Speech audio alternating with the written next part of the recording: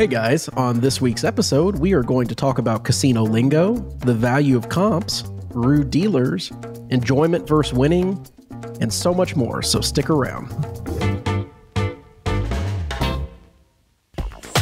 Welcome to the Crap Vegas podcast.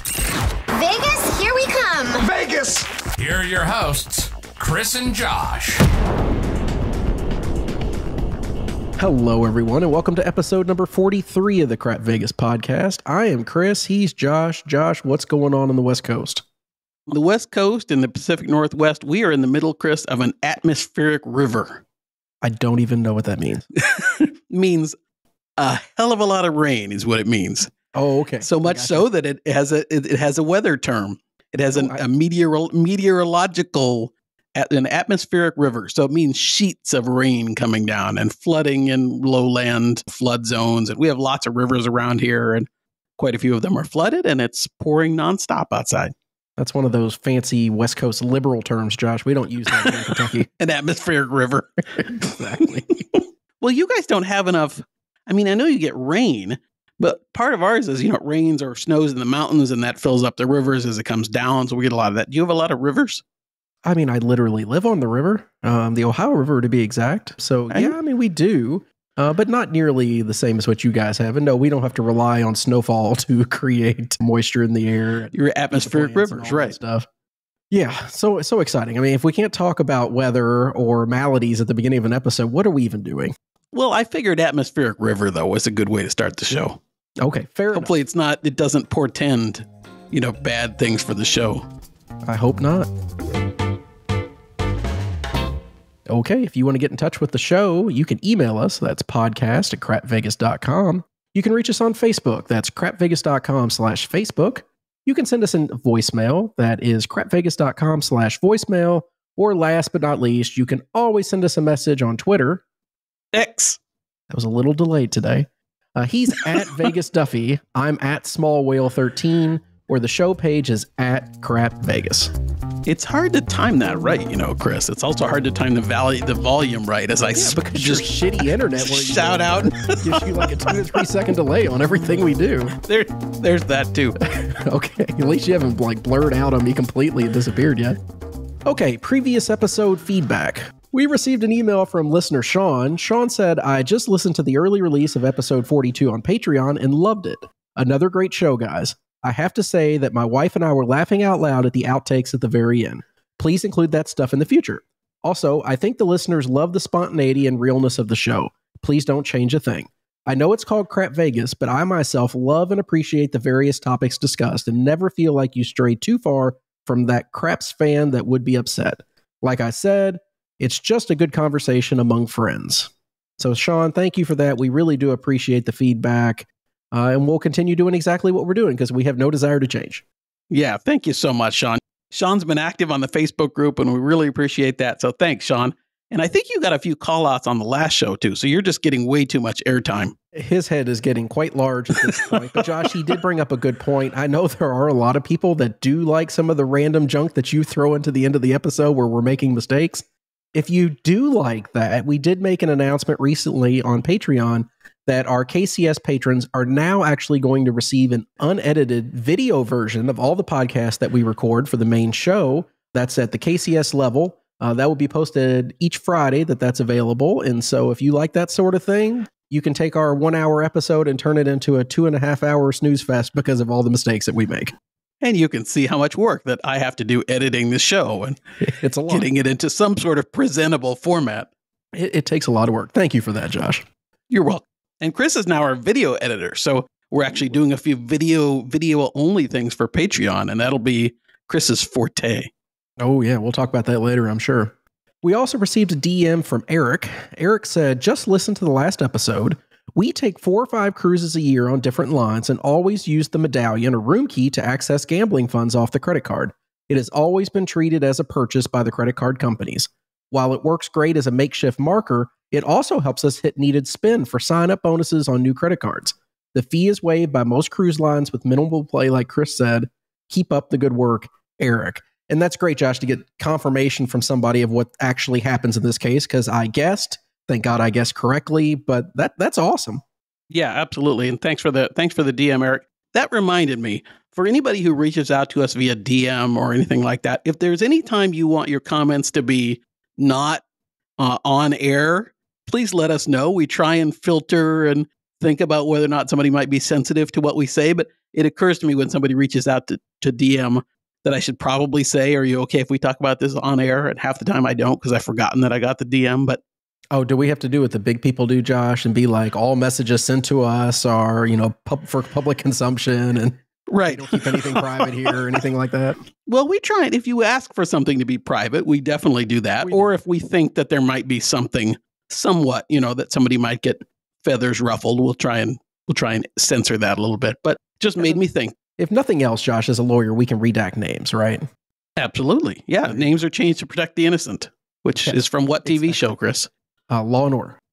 Yeah, I think that's right. Is that right? I think so. I was going to go Dragnet. Dragnet. Yeah. It's from Get Smart. That's where it's from. Right. Hey, look at you. Yeah. Well, I had to watch that when I was a kid. My grandparents loved it, so I had to watch it too. They watch Murder, She Wrote. No, I never watched that. All right. I don't know. Okay, we received an email from Ashley. Ashley said, really loved your discussion about what is missing from Vegas, and I couldn't agree with you all more about most of it. I, too, used to love the heavily themed properties, and most of that has disappeared. Shout out to Chris for mentioning Blue Ribbon Fried Chicken. It is absolutely amazing. I live in New York City, and we still have a location here that I go to way too much. Before we finish this question, Josh, I am extremely jealous now that she is near a Blue Ribbon Fried Chicken. Yeah, from what you've said, I mean, I haven't had it before, but I'm jealous anyway. I haven't eaten anything today, and I'm hungry, and this chicken talk is not helping. Oh, let's talk about it some more. No, just kidding. She mentioned it closed recently, but what I currently miss the most is the secret garden and dolphin habitat at Mirage. That will be sorely missed, and I hate what Hard Rock is doing to Mirage with the volcano being removed as well. Anyways, thanks for the show and really appreciate all your hard work. You guys make me feel like I have two older brothers that love Vegas. Ashley. Hold on, wait, what? Not I think she's saying brother she thinks we're older than she is. Yeah, I'll tell you what, unless she's 18, I'm not okay with that comment at all. Thanks, Ashley. I won't take offense at the comment. I just appreciate your feedback on the show. We won't get into the whole volcano versus guitar thing because I think we're going to piss off 50% of the people, whichever side we take on that. But there is the whole don't get attached to something in Vegas because it's going to change idea. And it really does. And, we all get attached to things. And when they go, it's sad for sure. And I'm going to miss Chris and I miss the various theming that we talked about. We missed the pirate ship. We missed as you said, the volcano, lots of those things. Yep, absolutely. So thank you guys for all the feedback on the previous episodes. We really appreciate it. Okay, let's talk about casino lingo. There are a ton of terms that casino visitors throw out without a thought, and we thought it'd be fun to kind of run through some of those things. What do you think, Josh? I think that would be fun. I'm curious to see. I saw your list, but I only skimmed it, so I haven't looked too in detail, and I'm curious to see which ones I know or have an idea about, or if there's some that even I don't know. So these are all just basic kind of casino terms that get thrown out. Some of them might be craps related, but not most of them. We actually held off on the crap stuff. We just want to make this a little bit more generic. But Josh, I'm going to throw some words at you and see what kind of association you make with them. How's that? Oh, word association. Sounds good. What comes to mind, Josh, when I say barber pole? Atmospheric river. No. Yes, exactly. I'm going to have a Rorschach test up on the screen at the same time I show you these. I need that answer as well. Right. So barber pole, I think, Chris, that's when you make a stack of chips and you give them, they're in play, whether you're playing blackjack or craps or whatever game of different denominations. So you might have your $25 chips mixed in with your nickel chips or your $5 chips, and they're all upside down and interchanged. Is that about the right idea? Yeah, I'm pretty good with that. I think most people know, but for new gamblers, you might not know. When you're making a bet on any sort of table, you should be putting the highest denomination chips on the bottom and working your way up. So if you make a $130 bet, you'd have a black chip on the bottom, then a green chip, and then the red chip on the very top. That's usually the way it's done. The only thing else I would associate with barber polling is sometimes dealers can get chips in the wrong order in their stack on a craps table. They have a stack of red with one random green thrown in the middle. Oh, yeah, that's another term. Those are usually called dirty stacks. And the reason they try to point those out is because when they go to pay, if they don't realize the wrong color's in there, they may pay you the wrong amount. So usually I even try to help as a player. If I notice a dirty stack, I'll even point it out. But typically the stick is looking for that as well at a crap table. That's what I was going to say. You might, if you know the dealer, you might say, Rick, hey, you've got a dirty stack, and he'll know exactly what that means, and he'll be happy. Or knowing Rick, he would make an inappropriate joke about something and then eventually fix it or say, I'm not fixing it. Don't tell me how to do it. He's like, I know, I did it on purpose. Exactly. Okay, next term, Josh. What is a beard? That one, I have no idea. I know I have trouble growing one. Yeah, mine comes in a little patchy too. I completely understand that. A beard is someone who bets someone else's money on their behalf. It's almost a proxy for money in this case. Right. So you're not loaning money to another player who's playing it for them. This is somebody playing for you. For someone else. Yeah, okay. Interesting. Maybe that's a beard. All right. This, but maybe you have some sort of emotional damage where you just can't handle the stress of sitting at a table. So you have somebody else play for you. Maybe you're too rich to sit in a chair because that's below you. You wouldn't want to do that. I don't know. Maybe there's a bunch you've self-banned yourself. But you still yes. You 86'd yourself for the property, and then you gave your money to somebody else to go bet for you while they're there. Maybe that's an option. We shouldn't make light of that. That's a serious thing. But okay, back to dealers, Josh.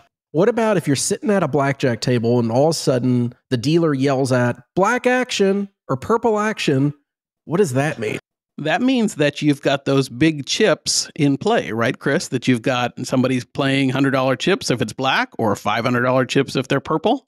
And they're alerting really the floor, the supervisors, that there's that level of money on the table in action. Is that about right? Yeah. Every property's different on what their alert level is for an action call like that. They may say at some properties that 100 or higher, they have to call and they have to wait to get approval before they can deal the hand. Or sometimes it's just an alert where they have to call it out, but they can continue dealing up until a certain point. But the whole point is really just to let the floor supervisor know we got some big bets going on. Maybe that player was always playing green. And Josh, it's even weirder than that. It's usually more to track the chips that are being played, the higher denomination chips. Because if you play, say, 5 green chips and you play a $125 bet on a blackjack table, they won't call black action. But then the next hand you play 1 black chip, they will. So usually it's more of a tracking mechanism for those larger denom chips, but it's always good to know. And a similar idea is when when you buy into a table, if you give them, say, $1,000 and they cut you out 10 black chips or however they break it up, they're most of the time at most properties going to call for approval from whoever the supervisor is, changing 500 or whatever the denominator or whatever the amount is, and get approval for that. Somewhat similar, and then you'll hear the whoever the supervisor is oftentimes say send it or that kind of thing. Or if you're like me, if you're sitting at a table waiting for approval and you're getting tired of waiting, I'll just put my hand above my mouth and go ahead. And just, send it. And then we just keep moving. Yes, I've done that too. We just have to keep things going. Okay, Josh. And the dealers want to hit us. Box? Yeah. That's my next term. A box is how would you say it? Like, I know at a craps table, the box is the person that's watching over the table. Is there a broader use of the term box, or are we talking about just the area of a table? You put this term on the list, Josh, and I didn't know if you were talking about the actual person, if you were talking about the area, like on a craps table in between the base dealers.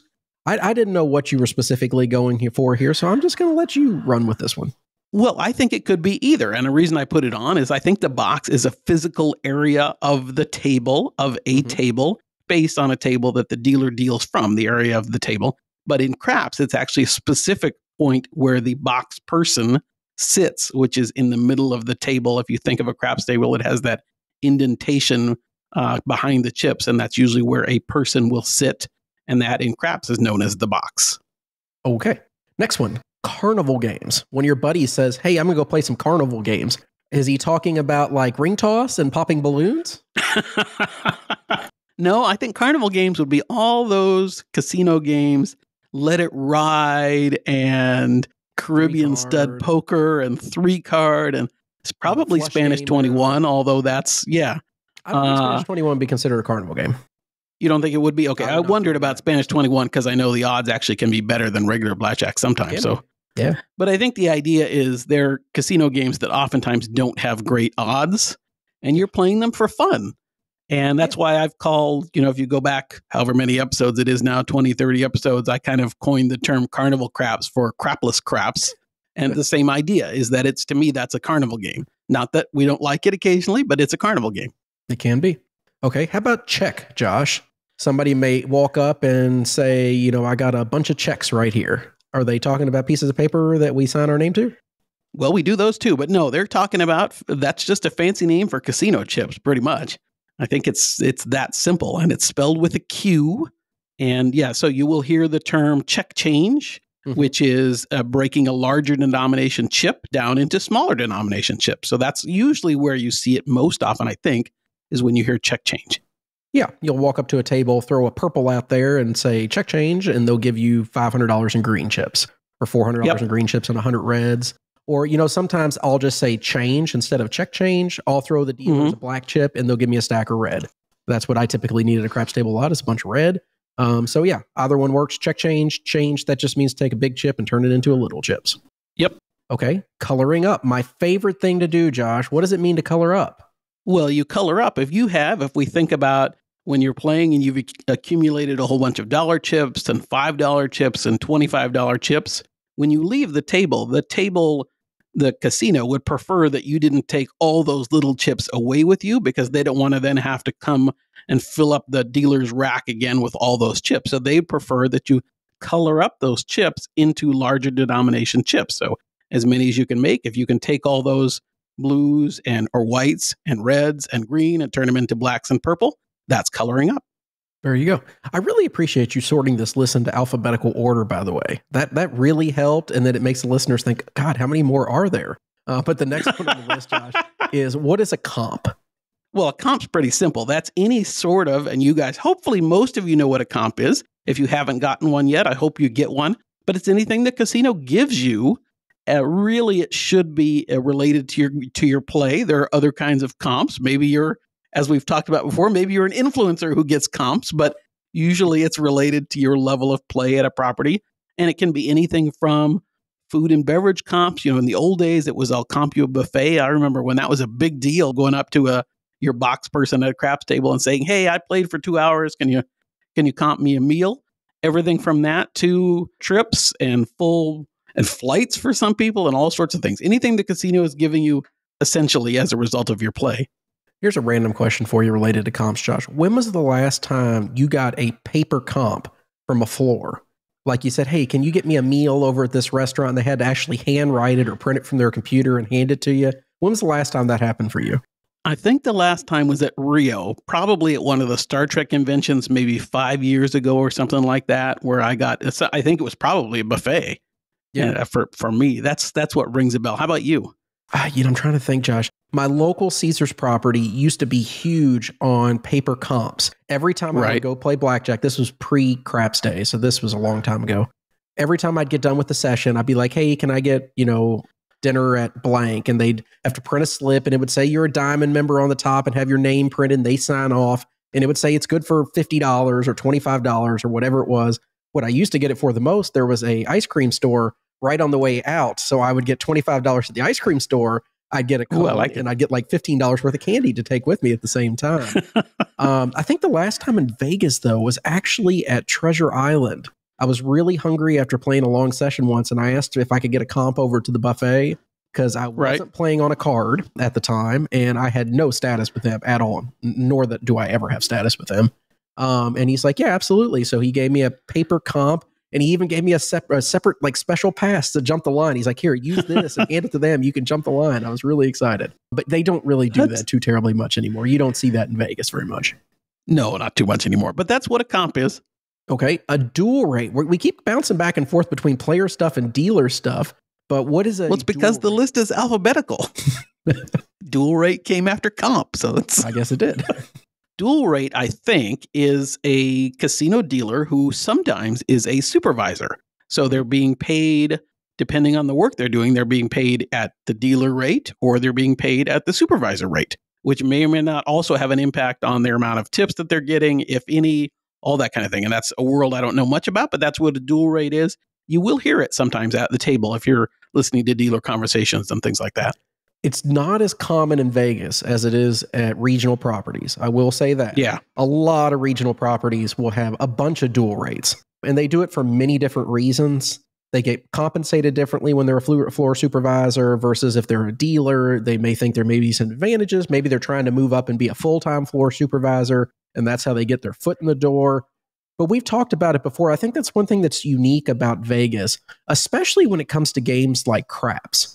At regional properties, and even like Atlantic City, from what I've seen from some places, dealers will deal in a pool of games. When you first become a dealer, typically you have to learn either blackjack, roulette, craps, and then you have to learn a couple carnival games to go with it. That's typically how it works. But they rotate dealers around all over the place. You may be dealing 3-card for a moment, then you jump to a blackjack table on your string, and you keep rotating around just whatever game needs you at that point.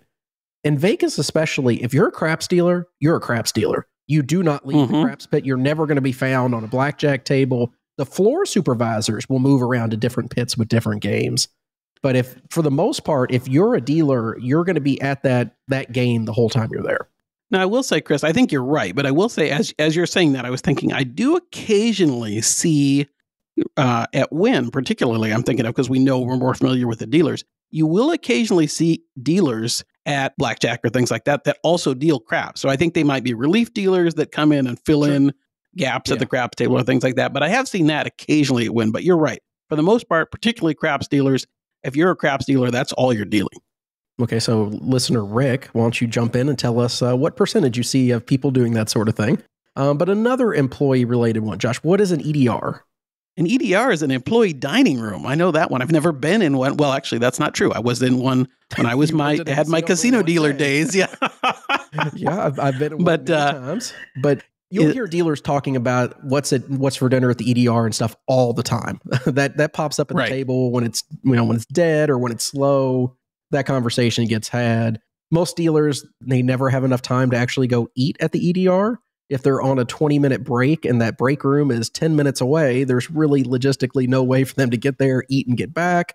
So it doesn't pop up too terribly much, but it is available at most places, other than one casino owner who refuses to have EDRs at his properties and puts vending machines that you have to pay for snacks out of. And I won't even just give him the privilege of saying his name. So we'll move on. On the flip side of that, my understanding is that the higher end properties, some of the EDRs can be fairly nice and have pretty good food. Sure. Oh, I'm sure. Yeah. You just got to have the time to eat it. That's all it comes down to. Maybe you can get a double every once in a while and you can have a nice meal. Okay. The next one on my list, another dealer term. What is going on today? What is a fill? You'll see this a lot, especially at a craps table if it's been going very well. Or in my case, I haven't seen a fill at a craps table in about 20 years. I kind of hinted at it earlier, and you're right. It's a wonderful thing when it happens. It means that the players have won all the chips, or you didn't color up and you walked away with all the chips. But either way, the casino needs to fill the dealer's racks, or at craps table, fill the chip, whatever that is, the chip area. What's that called? Do we have that on our list, Chris? The bank. Thank you, Josh. Yeah. We skipped the B's already. But anyway, it's when that area is out of chips or coming up to out of chips. And it's always nice the way it's kind of fun at a craps table in particular. I'm thinking of when you have a really good run and you've taken the chips from the bank and you see the dust spots. The dust. When you see dust, you've done something good. I always joke that anytime there's a fill at a craps table I'm at, it's always white and red chips. It's $1 and $5 chips. It's never anything higher than that. It's just because we've tipped the dealers and taken away all their small chips. It's never quarters or hundreds or anything like that. But when it is that, Josh, it's neat. When I walk up to a table, especially the opposite of a fill is a credit. And that's where they have too many chips at the table and they have to take some back. That has happened to me before. That is no fun at all. The funny thing, Chris, I don't know if you've had it happen, is occasionally, and I think I've even had this happen at some of the nicer properties, Aria or Bellagio or Wynn, you'll get in a situation where they need a fill, but they can't get one fast enough. Occasionally they'll actually ask the players, can I buy your black chips off you, or things like that. Yeah. That happens more often, I think, at local properties or that kind of thing. But I've even had it happen at higher end properties. It's unusual, but it's always kind of fun. I remember we had it happen to us at Wynn one time on an amazing roll. We were selling back $4,000 and $6,000 worth of blacks at a time to give them stuff to pay bet. Right. Yeah. It's a good problem to have. Next term, Josh. What is, oh, well, this is very fitting coming from us. What is a George? Way to just brag yourself. What a flex there, Chris. I know what I am, Josh. I mean, shit, some things you can't hide. I think anybody that knows us, any dealer that ever listens to this would know who we are. But hopefully, yeah. What is a George, Josh? A George is a player that tips very well, I think. That tips the dealers well. I think is the easiest way to say that. Yeah. And I think anybody that knows us knows we fall into that category. We tip way more than most people that I see, and we do it continuously, which we talk about a lot. I still think the best way to tip, if you're going to tip, is to tip consistently throughout your session, not just at the very end. Dealers don't know that you're going to tip at the very end. So if you do it consistently throughout, they're going to be on your side. They're going to help you. They're going to point out if you've made a mistake on a bet. And they're going to give you the benefit of the doubt if something's kind of questionable. Did you really have that? Did you not have that? Was that hard way on or off? Those things can work in your favor if they're on your side. And there's nothing wrong with being a George, or at least that's what I tell them. And unlike Chris, I'm not doing it to try and get the dealers on my side and to take advantage of them if something goes wrong. I'm doing it because it just makes me happy, and I like to have the dealers happy. Well, I don't want Rick to be happy, but I want all the other dealers to be happy. That's my rule. Okay. Oh, good. We get to skip a bunch of letters. Josh, what is past posting? Past posting is when you make a bet after the whatever action event has happened. And you try and sneak a bet or raise your bet, something along those lines after the action has happened. Is that about right, Chris? You can do that? Why haven't I done that more? Well, that's a good point. Don't do that. Oh, okay. You didn't say it was a bad thing. No, I didn't. You're right. Okay, let's clarify. That is illegal. You can get arrested for this. Please don't do this. You see it a lot at roulette tables after the dealer's waived off any further bet. She goes to look at the ball where it landed. She calls it, and before she gets that little lammer down on top of it, you slide a bet in there or pull back a bet. Or on blackjack tables, especially pitch games where players try to cap their bet and put extra money on top of their bet if it's a good hand. All those things. Let's not be past posting, people. It's illegal, and you will go to jail. And it does happen occasionally. Sometimes it happens legitimately by accident. You may not realize that the action happened, and hopefully that's caught. Chris, is there a name for it when the opposite thing happens? You see occasionally at a craps table, especially newer players, where a player will pick up their odds thinking that before they get paid. So the roll happens, the dealers are paying. I'm just kidding. There's probably not a name for that. Well, I mean, there could be. But I don't know what the name would be. I'm sure. You know what I'm talking about, though? That does happen. That people will see a winning roll and they'll pick up their odds. Jeff, Erica, Rick, somebody chime in here and let us know what word we're looking for here. The next one, Josh, is the pit. And I think we're talking about a couple things here. I think specifically we're talking about like gambling pit, where there might be a certain number of tables within that pit. Say there's 6 tables in the craps pit, and that pit will have a number. And every table at a casino will have a number. So if it's a craps table, it may be CR 212 that tells them it's table 212, so it's a craps table. Or if it's a blackjack table, it may be BJ 106. But that helps the cameras from above see what table they're actually looking at. It's for their paperwork when they're doing fills and credits to know what table they're actually getting it from. There's a lot of reasons, but all those individual table numbers are within a pit.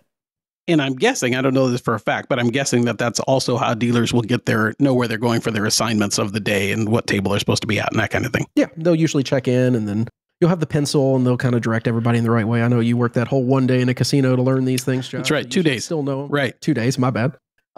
We've talked about this one before. Rat holing. Josh, this is rat holing all the time. So why don't you talk about it? I don't do that.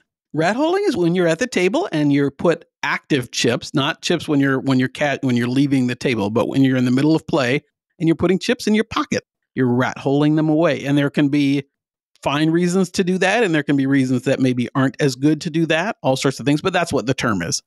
Okay, fair enough. And here I am on the opposite side of that, Josh. I'm one of those idiots that usually has a couple $100 in chips left in my pocket from the previous session, and I don't remember to pull them out of my pocket when we first start.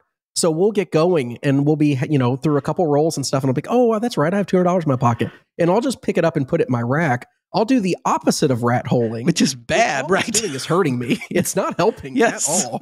It makes me look like I'm doing better than I actually am, but that's just who I am. You have on here, Josh, a red chip. So I think most people probably know this if you're listening to the show, but if you don't, denominations of chips are oftentimes referred to either by their amount, so $25 chips, $5 chips. They can also be referred to by the color of the chip. So $5 chips are usually red, so oftentimes they're called red chips. $25 chips, green chips. $100 chips, black, and so on, purple, as we talked about, or white or blue for $1 chips. And they also, and kind of not to plug our merch, but a nickel is also the term for a $5 chip or a red chip. So if you say hard 8 for a nickel, that's a $5 hard 8. Yep. And I think something else to keep in mind is a lot of people will refer to players by a certain color. They'll say that's a red chip player, meaning they usually play 5, 10, 15. They'll say that's a green chip player. That means they're a quarter player, maybe 50. And they're a black chip player. They're typically playing hundreds or more. So that gets used a lot. The next one, Josh, RFB, room, food, beverage. What is an RFB person? Well, an RFB person, I didn't know this. The first time it ever happened to me, I was at Wynn, and I found out I had access to their RFB lounge. So it stands for, as you said, Resort Food and Beverage. Room, it really, food, I beverage. think, what did I say? Resort? Yes, room, food, and beverage. It could be a resort room, yeah, especially at Wynn. It could be. Yeah. But no, what it really is it's the casino's way usually of saying that you are an invited guest, and normally you have your room, your food, and your beverage entirely comped. That's kind of the basics of what it means. I think different properties treat that differently. So, for example, at Wynn, Chris and I both have access sometimes to the RFB lounge, which Always. is you need to be invited to. Well, yes, always. Well, I like the way you think. Have you not had it at any point in the past couple years? It's been a while since I've not had it, but I'm just asking. I didn't know if you were like telling everybody a secret that they've knocked you down so far in their tiers. No, that you no. don't have access anymore. I can sneak you in I and just get your need- Diet Cokes if you need them, Josh. I don't want to flex that much. And But anyway, I don't want to give away the secret either, Josh, but they don't even check your key 90% of the time you go. sometimes they do. Every once in a while they do. I've never had it. So you need happen. It's you like need to be anything ready. else in Well, life. I tell everybody I know, if you want to get someplace you're not supposed to be, look like you belong there, look like you know where that's you're true. going, and you will never get asked Yeah. a question. carry a clipboard. Oh, that yeah. Put on a construction hat while you're at it. Okay. What is it? But no, anyway, so back to the RFB. So Chris and I usually don't have, we don't have unlimited food and beverage at Wynn, for example. We do have a daily limit on our food and beverage, but we still have been granted access to the RFB. We're considered to be RFB players. Yeah, I think that's a good explanation. The next one, I think that I do a good amount. The term is sleep out. If you didn't hear that before, Josh, what would you think that means? Sleep out. Oh, is that? I bet you I know. It's where you have a room and you're not staying there for the night. Is that what the it idea? That's something that Chris does all the damn time. Because I'll take that bright-eyed, bushy-tailed 7 a.m. flight to Vegas that puts me there at 7 a.m., and I don't want to wait until 2 p.m. to have my room ready, or later, depending on the property.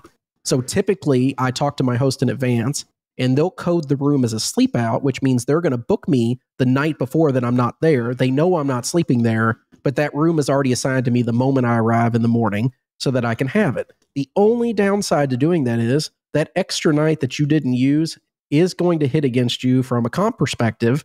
So just keep that in mind. I actually thought, Chris, as you asked me what the term was, I was thinking of it on the other end of the day. So I was thinking of it as you've left on the red eye at midnight, but you have that room overnight. But that's actually probably not, because that's not coded as anything. You just have the room that night. No, you just left at 10 o'clock instead of 6 o'clock the next morning, theoretically. Right. You can check out early if you'd like to. I don't think it's going to really benefit you if you're checking out at 10:30 at night, but Yeah, I you're wouldn't more than think so welcome to either. if you want to. The next one, a suit. What is a suit, Josh? People talk about suits around the tables all the time. Yeah, you hear suits and floors and managers and supervisors. I think, and correct me if I'm wrong, Chris, but I think they're almost kind of all the same thing. Different levels of non-dealer casino employees that are watching over the games can be considered suits. Is that fair? Sure. Yeah, floor supervisor, pit bosses, table games managers, assistant table games managers. I mean, all those things would kind of fall into that mess, and you'll see a bunch of them, and half the time you don't even know who they are. And usually you can tell who they are by the fact that they're wearing, in some form or another, a suit.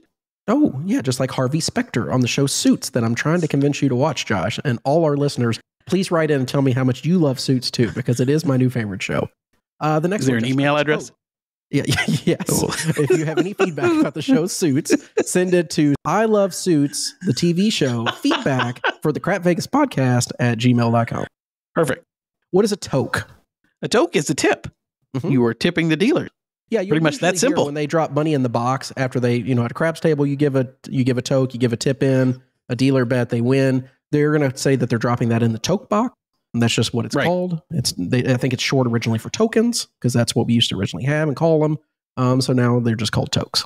A TTO. This is something that I've never had to do in my life. And Josh does every single trip. So Josh, tell people what a TTO is. He's lying. I've never taken a TTO. A TTO stands for this trip only.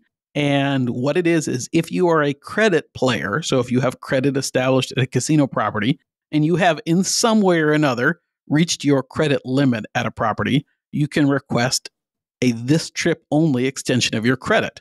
That's the basics of it. Usually it has to go through your host, not necessarily, but usually it has to go through your host.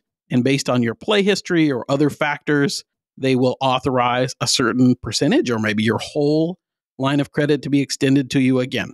So that's the basics of it. If you had a $10,000 line of credit and you reached it, you might say, can I get a TTO? And they might say, yes, I'll give you $5,000 more. And you have that for this trip only. So it's not a permanent extension of your line of credit. Yeah, fair enough. Right next to TTO, a TITO, a TITO. What is a TITO ticket, Josh? Well, the very beginning of this podcast, I didn't know what a TITO ticket was, but I have since learned a TITO ticket is a ticket in, ticket out ticket, I guess, which is what you put into, right, what you put in and get out of a slot machine these days. Yeah, it just replaces the coins that we used to put into slot machines when Josh was a kid, not when I was a kid. Right. They didn't have those back then. The last one, Josh, what we all would love to be, and according to my moniker on Twitter, I'm a small version of this, but what is a whale? Whale is a high roller. Usually, if you're a whale, you're a high roller. You're a very big player. Yeah, my name on Twitter, just to be clear, that is in jest. I do not think I'm a whale, and just saying I was a small whale was quite funny at the time, but it's not accurate in any way, shape, or form. Whales typically are betting tens of thousands of dollars a roll or a hand. And we're nowhere near that level. It's lovely to think that may happen one day after Josh hits the lottery and shares half of it with me. But we're just not there yet. Yep. But that's what a whale is. Okay. So hopefully this addresses all the terms that we've got random questions about over the time. We've tried to hit as many as we possibly could. And you're a lot smarter now after listening to that. And I'm curious, were there any that anybody didn't know? If there are any that you want us to talk about on future episodes, let us know. Now you can see, based on how long this segment went, why we didn't do craps terms also. Yeah, that would have taken way too much time. Okay, Josh, let's talk about the value of comps.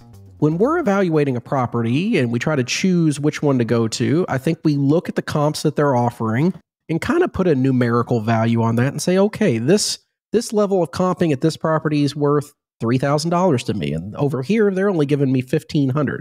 Is that something that you factor in when you're making decisions where you want to play?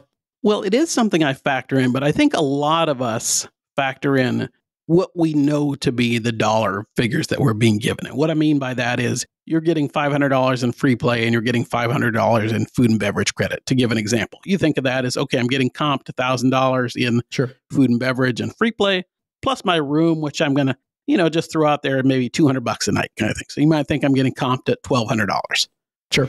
I don't think about that as much as maybe I should when I'm weighing property to property. I have a tendency to just go with what maybe feels better to me, that I think I might enjoy more as a place to stay. But usually I'm not actually breaking down how much in value of comps is each property giving me. But it's interesting when you do that. It is, and I think you're right. I think most people, when they see an opportunity from a casino, they send them an ad, whatever it is, they say, okay, I have $200 in free play and $200 in resort credit, and I have 2 nights of rooms. They say, okay, I got 2 nights, I got $400 and other stuff, that's the value. And then they get an offer from a much nicer property, and they only offer them 1 night and $75 of free play and $50 of food, and they say, well, that's not as good of an offer. You can't make it that simple, though, because the value of that room that you just excluded, because you lost a night, but it's a different property, that could be significantly more than anything the other place has offered. And we talk about that a lot with properties like Wynn. It's the same thing at a place like Aria or Bellagio or Caesar's Palace. They have a lot of value on their rooms, not as much as Wynn does, but they have a huge number associated with that. So I looked at Josh's salon suite that he's going to have next week on his trip. And if you try to book it for the same days that Josh is going to be gone, it's about $1,300 a night is the rack rate on that room. By the time you factor in taxes and resort fees and everything else that they hit you with nowadays, it comes out to be almost $5,000, Josh. So that's 3 nights in a room at $5,000 of value according to Wynn. Now, of course, they don't use the full value when they're figuring out comp value. They may assign 40% of it or 50% of it, whatever it may be. But then compare that to something like Planet Hollywood. They may give you 3 nights as well, but that room may cost $600-700 after all in for those 3 nights. So there's a $4,000 swing. And you say, oh, look, Planet Hollywood's giving me $100 more in free play and $100 more in resort credit than Wynn is. But then you completely ignore the room cost. That's a $4,000 difference. I'm not saying one's better or worse, but I think it's important that when you start looking at these comp offers from property to property, that you're truly comparing apples to apples, because comparing the room type is important, the length of the stay that they're going to give you, and then all the other small stuff that everybody always forgets about. Like in our case, Josh, things like transportation. Getting a limo back and forth to the airport is about $100 each way is what it cost. Internet at Wynn or any other place that charges for internet, $30-40 a night. Do you have to pay for that, or is that comped off? All those things need to be factored in, and that's beyond any sort of additional, hey, you can also take part in the slot tournament, and how do you assign a value to that? There's a lot. That's exactly right. And it's something I don't think about it enough. Sometimes we get down because we don't, our offers, to be quite frank, aren't as nice at Wynn as they sometimes are at, we'll take Aria, for example. But we're really just looking at the dollars when we think that. When you actually break it down, and not that I'm thinking of, this is $5,000 in room that they're getting me. As you said, the casino is there's only a portion of that probably would really equate to what the value is. But Wynn and properties like that do value their rooms very heavily. So in their eyes, they're giving me a lot of value by just, in this case, a really a lot of value by giving me this suite for the 3 days, whether I want it or not. That's what they're valuing the room at. So you have to make a decision when you're thinking about what property you value and where you want your money to go. Do you value that room or that transportation or those experiences as much as the casino does? Or would you rather have free play or comp dollars or whatever you can get at your level of play? And we've been asked a lot, Josh, how do you figure out how much you should be getting from a casino? And that's a hard question because every casino treats what they give players differently than the next one. My general rule is, at least from history and reading up on it and everything else you can possibly do because it's such a mystery, what they typically do is they look at your theoretical loss. So they say, okay, this guy for a trip, he should have lost $2,000 the way that he plays, whether it's through slot machines or table games, whatever have you. They take that, whatever that theoretical loss is for your trip, and typically they multiply it by 30 or 40%. And that's what they'll give you back in comps. So if you were going to lose $2,000 on a trip, they may give you $600 back at 30%. They know they can comp that back to you. Maybe the room's $150 a night for 2 nights, and that gives them $300 more. I don't think they're usually going to offer you that full amount right from the start. You might have to ask for something on the back end. They may go lower than that. Maybe they start off at 10, 15, 20% of your theoretical loss as an offer. But that's some math that you can do on your end to say, okay, here's what I'm losing theoretically, and here's how much I should be getting back at the end of the day. And if it seems like it's imbalanced, that's great. If you don't think you're getting a good end of the deal, try to find another property to go to. And if you love it, then keep sticking with it. Yep, exactly. Okay, so a little offshoot of that question, Josh. When you're talking about regional properties, in your eyes, what does that regional property have to offer you to get you to come? And I'm not even talking about like Atlantic City or Biloxi. I'm talking about like MGM Detroit or Harrah's in St. Louis. What does a property like that have to offer you to get your foot in the door? That's a really good question. I think for a destination, so if we take Biloxi or if we take Tahoe, if we take Harvey's in Tahoe, it's more than it would be to go to Vegas, I think, unless I really wanted to go there because I wanted to see Biloxi or go to Tahoe. But it's part of what I like about Vegas is everything about Las Vegas. And I think that's, for a lot of our listeners, that's the same thing. It's like the idea of going to Vegas is what appeals to me. So to go to a local property and have me play at the level I play, it would have to really be something that knocked my socks off, because for me, it's the experience of going to Vegas. So I know what your MGM average offer is, Josh. If a local property, Detroit, something along those lines, if they doubled your Vegas offer for free play and resort credit, would you go? If they doubled my Vegas offer, yeah, I'd probably go. But my temptation, though, Chris, would be to not play at the level I play in Vegas. Just take the offer. I mean, it's the escape to pretty much, yeah. Not no playing, but a little lower. Yeah. How about you?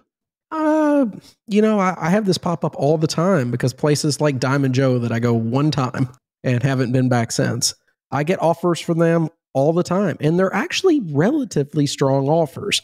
It's about 75 to 80% of my Vegas offer for most places is what it comes down to. Although the value of the hotel at Diamond Joe is not even in the same ballpark as what it is in a Vegas property. We've talked about that before. But I can tell you that I've never gone out of my way to go there since that one meetup that we had. So obviously they're not giving me enough. Maybe if they doubled it, I would consider making an extra trip. But for me, I'm always thinking, okay, what is the flight cost to get there? Because I'm not driving. So if the flight cost is $800 to get there and they're only offering me $900 to come, well, no, that doesn't make much sense. But if they offered me $2,000 to come and it's an $800 flight, then yeah, maybe I would cross that path and go.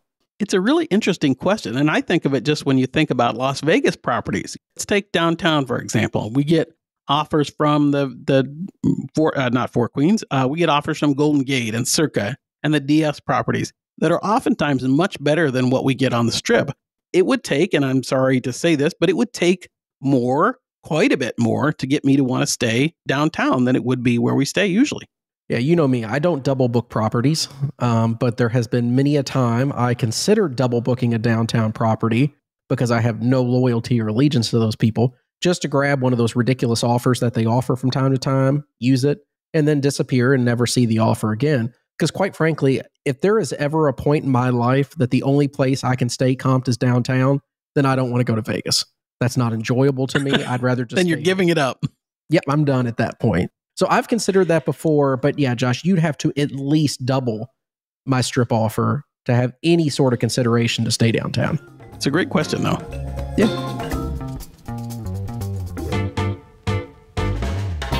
Okay, Josh, listener questions. We got an email from Daniel. Daniel said, I have two really important questions I hope you can address on a future podcast. I spent an hour or so at the Detroit MGM last month while on business and won a quick $1,500 after starting with only $500.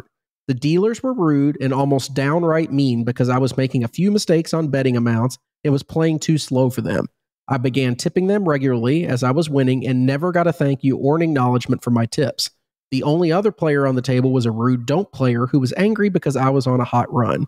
You all seem to value the fun factor pretty high, so here's my question. Would you rather play for 2 hours and double your starting bankroll while being miserable, or break even but be at a fun, jolly table with grateful dealers and fast-playing comrades who are high-fiving and having a great time? Daniel, first of all, thanks for your question. I'm sorry that happened to you. That's no fun at all. It's a really interesting question you asked, though, because it's hard to say, no, I wouldn't want to double my bankroll. I mean, honestly, it's hard to say, no, I would rather have fun. So I guess it depends on what your bankroll is. If your bankroll is $10,000 and you could make, have it turn into 20, that's different than if it's 100 to 200. Sure. So that's part of it. But I would rather, to the extent that I could, I'd rather have fun. I'd rather play and break even at a table and have a lot of fun than I would be playing at a miserable table and winning some more. Double is a lot. Double's hard to say no to. But if I were just going to come out a winner and it was a 10% more, 20% more, whatever, I'd rather play at a fun table. And most of the time, if a table is not fun, I leave before we get to that point, whether it's dealers or players. Yeah, I agree with you, Josh. We've had plenty of times that we've played together where we've been up $1,000, $1,500. We're kind of treading water up that amount, and we just said, this is not enjoyable, whether it's the dealers that we don't like, it's the other players at the table, a don't player comes and joins us and has a real attitude about him, or it's just going too slow, something along those lines. And even though we're up and having good luck from that perspective, we'll just leave and go to a different table. And there's been plenty of times that we've slowly drained our money down to nothing but had a great time doing it just because we had an amazing crew. You know, there was a couple good rolls that made it positive. Yeah, we have that from time to time. And it's more fun that way. I mean, we're doing this. Hopefully we're playing as recreational gamblers. We're playing to have fun. And that's what it's about. And if it's breaking even, as Chris and I say all the time, all the better. Breaking even is our dream. Oh, yeah, absolutely. Follow-up question he had.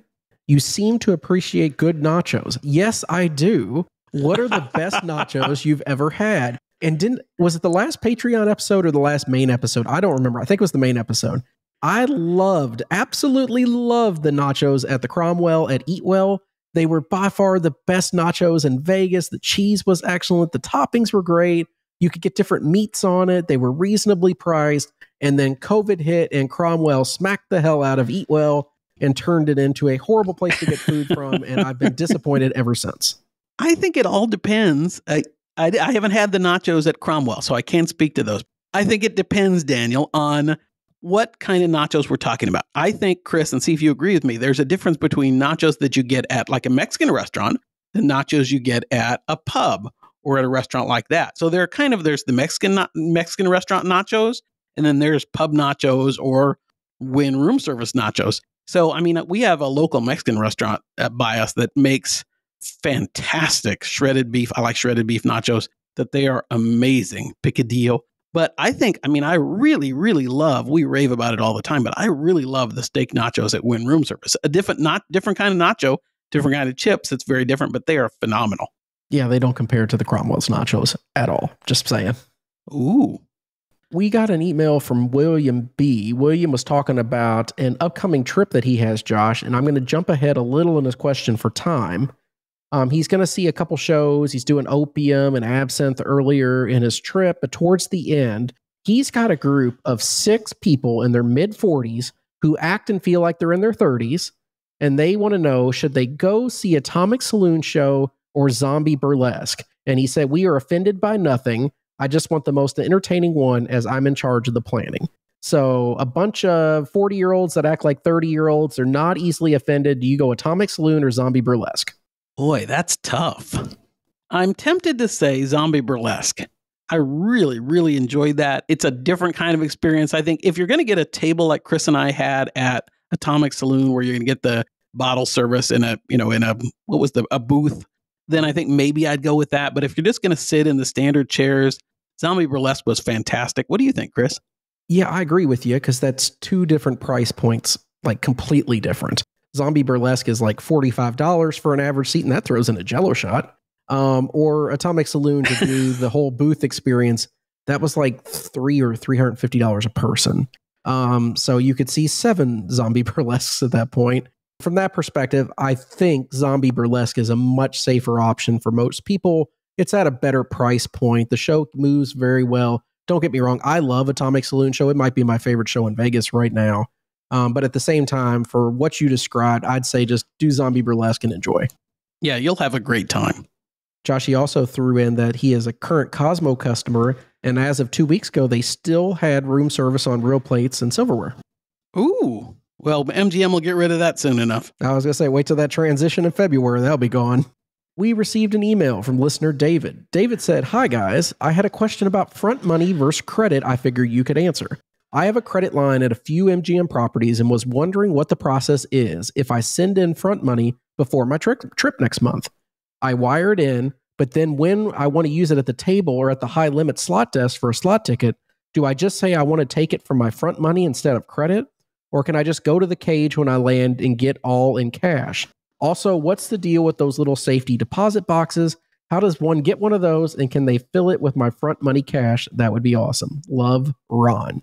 Thank you, Ron. That's a really good question. So I have wired money in before. So that's front money. If you don't know, you're transferring your money to the casino before you go. And it basically works the exact same as if you have a line of credit. So if you go to a table, you're just going to say, can I get a marker for $5,000 or $200, whatever it is? And that draws from your front money instead of your line of credit.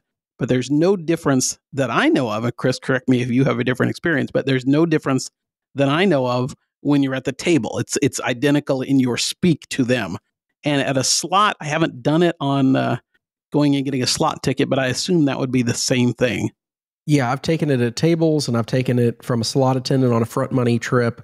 And yeah, it's the same as a marker. You're going to just draw it down off your own amount. The only difference is you can't repay it. So if you're at the table and you do really well, there's no buying back the marker because that's your money that you're taking in the first place. So that's not an option for you.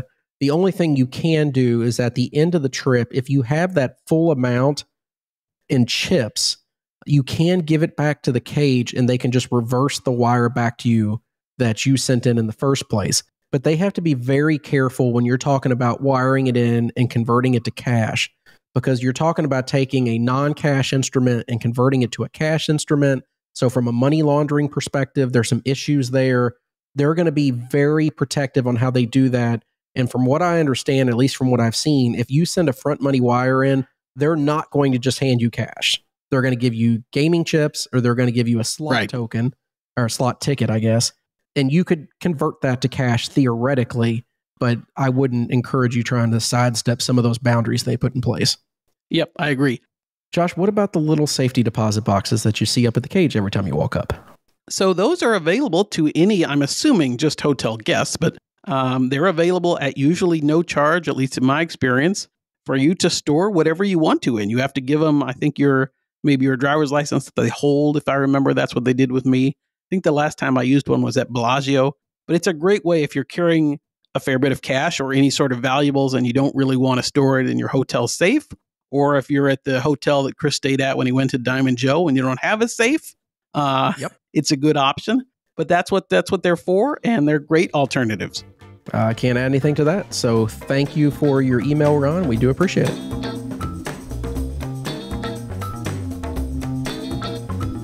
Okay, guys, patreon.com/crapvegas. All sorts of new goodies over there, including the announcement of the top 16 seeds in our first ever Crap Vegas Property Bracket Challenge. We are also very excited to announce the bracket preview show is going to go live on 12/15 for only our patrons. That was a little special that Josh and I recorded, introducing the teams and all the brackets and giving our feedback on which direction we think this thing's going to go. We are extremely excited about that, so I encourage all of you to get over there and get signed up. A special thank you to our new patrons, Tim L., Lou D., Erica S., and JJ711. We do appreciate you guys joining. Update on the NFL survival pool. We are down from an original 77 entries down to just 2 left at this point. It's J. King and Patrick H. Congratulations to you two. A couple people already have prizes coming their way. I can't wait to see who wins this thing. The last thing to mention is the Fade Chris and Josh picks of the week. I am now 23 and 22 overall, so I still have a winning record. Go me.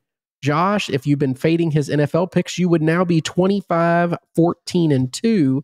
But more importantly, his NCAA picks, which are coming to an end here soon, unless he's going to participate in bowl season, he is 4-0 in NCAA picks.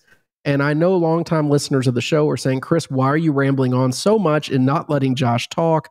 The answer is because he's on about an 8-second delay right now. And if I try to let him interject, we will never get this show actually out to you.